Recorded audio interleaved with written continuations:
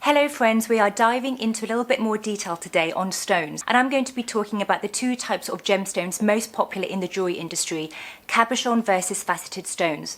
The reason I wanted to discuss this topic is because our manufacturing plant in Thailand is producing more orders for our customers where there's more coloured stones being incorporated into their jewelry pieces. We did a video a couple of months back on the trends that we're currently seeing within the jewelry market, and that we had a number of new customers submitting designs which have a pop of colour. Most of our jewelry designer customers know exactly what they want in terms of the stones that they'd like added or as part of their jewelry collection. So they come to us with super clear specs, measurements, etc. And that's always great because we can get the ball rolling, provide quotations and start developing their sample straight away. But there are some customers who aren't 100% sure what stones they'd like as part of their jewelry pieces. So today I'm going to share with you the two most popular types of stones, your cabochon and faceted stones. We'll talk about the differences between them, what's the most popular, and things that you can consider if you're a jewelry designer and you're looking to incorporate colourful stones into your jewelry collection. So enjoy and stay watching. If you guys are new here to this channel, welcome. I'm Kim, owner of Thai Design Distributors. We're a third generation family business since 1975, owning our manufacturing plant in Thailand where we specialise in producing high-end sterling silver and gold jewellery. We've got our own in-house range, but the majority of what we do is manufacturing exclusively for our jewellery designer customers. We've always had our head office in the UK and recently a support office in the US. Please do get familiar with this channel by watching my intro video, which gives you an insight about my background in the jewellery industry and the purpose of this channel. Lastly, please don't forget to like or subscribe to the channel for all of the latest tips and videos on jewellery manufacturing. Let's start off with cabochon stones, or for short, we refer to them as cabs. So cabochon stones will have a flat back and a polished dome surface in front, which really helps enhance their colour and reflection. So you can see why cabs may be perfect for pendants and other jewellery settings. Cabochons come in a range of different shapes and sizes, with the most common being round and ovals. However, teardrop, pear-shaped, square, triangular and free-formed shapes are relatively popular too. Another type of cabochon is the sugar loaf cabochon, one of the most rare types of cabs, which is crafted in a conical shape with four sides like a pyramid. There's so many various types of cabochon stones that over the last decade have kept our workers busy cutting, polishing and setting them into the customer's jewellery pieces. We're mainly requested to work with turquoise, onyx, lapis, coral, malachite, but in the past we've also cut larimar, howlite and opal, just to name a few. Now the process of cutting cabochon consists of the silversmith cutting the stone using a slab saw, stenciling a shape from a template and then trimming the stone using a diamond blade saw or trim saw. And once it's trimmed, it's finished by hand, with the top of the stone being sanded down and polished to achieve a uniform dome.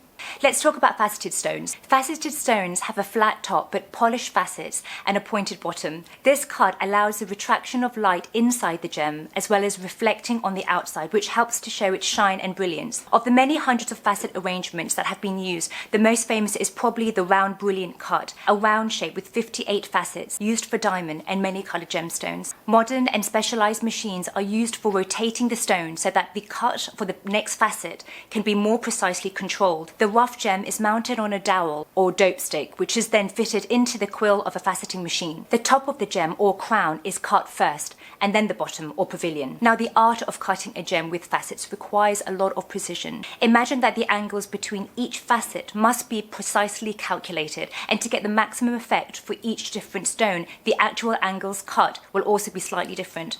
What the artist is trying to achieve here is to produce a gem that sparkles with internal reflected light, so it sort of shows off the fire of the stone. Therefore, if you've probably seen, usually only transparent stones are faceted. There's also many crystals that naturally grow in faceted shapes. For example, quartz forms hexagonal prisms as a consequence of the crystal structure and forming conditions. So taking all of that into account, guys, how does the jewelry designer use this as a guide when designing their jewelry collection? Over the years, I can appreciate seeing within the jewelry industry how the contemporary jewelry designer have been working with both cabochons and faceted stones in ever more creative ways. And I can definitely say a lot of their choice in stone is down to their personal preference or attraction to that stone. There's designers who love the smoothness of cabochons and find the solid blocks of colour very appealing, whilst we've had other designer customers preferring softer hues of, let's say, a rose quartz cabochon. It really is all about having fun with the use of colour. One good thing about cabochons is its accessibility, where they're a little bit more affordable compared to some of their faceted counterparts. So that means that jewellery designers can afford to use stones of larger carat weights, which will enable them to create more colourful and daring jewellery pieces without it breaking the bank. Over the last decade, we've had a higher request for customers asking for cabochon gemstones over faceted stones. It could be that some view faceted stones as maybe too dressy and it makes too much of a statement. So I feel designers are playing it more safe and are thinking about the wearability of a cabochon so its piece can easily be worn every day. I think ultimately our customers think about a few various factors: the colour, lustre, the texture of the stone. Some customers dive deeper, so they've researched and explored other elements from its origin or meaning of the stone, all the way to its healing properties and energy. Of course, one has to also consider its affordability as well. So that leads me to mention about the importance of checking with your supplier how is that gemstone sold. A lot of stone suppliers sell by carat or by quantity. Some may cut certain types of gemstones whilst others don't. And when it comes to the size and cut of the stone, again, is that stone supplier able to match your request? Or is the stone going to be brought in its rough cut and then another company hand cuts the stone to your specified size and shape for you? If so, what's their minimum quantity? For instance, at my manufacturing plant, we have the capability and necessary skills to cut cabochon stones, and we've had to keep up with the demand of it, ensuring that we've got the necessary tooling and equipment to cut to that particular shape and or size, as well as, of course, making sure that we have the capability to keep up with orders as they increase. However, it's more cost-effective for us to outsource faceted stones outside the manufacturing plant because there are specialist companies that have the technology required to do this type of stone cutting. I've mentioned it again and again, find out what your potential supplier or manufacturer specialises in and don't expect them to do absolutely everything in-house. For example, we may not be able to cut faceted stones, but our staff are more than capable of setting them into the jewellery metal after it's been stamped or casted.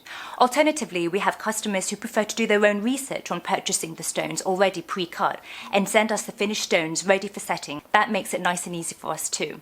For now, if you're still unsure about what stone to use in your jewellery pieces, a lot of our customers would just get some samples first, so I'd advise exactly the same. Get hold of some samples of gemstones, even if it's just one of each in a standard size, whatever is the most affordable, and just play around with them and see what you're drawn to, whether it's the softness of the shapes, say for cabochons, or how the light reflects in them, if you're going down for them or cut faceted stones. I think it's all about having fun with the colours and appreciating the depth and the stone's personality of what you're drawn to.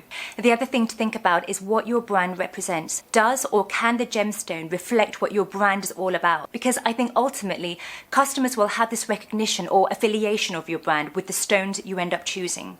I know there's a lot to take in and I hope that's not too overwhelming for you guys, but it's some food for thought that you can take away and think about if you are considering to add stones to your collection.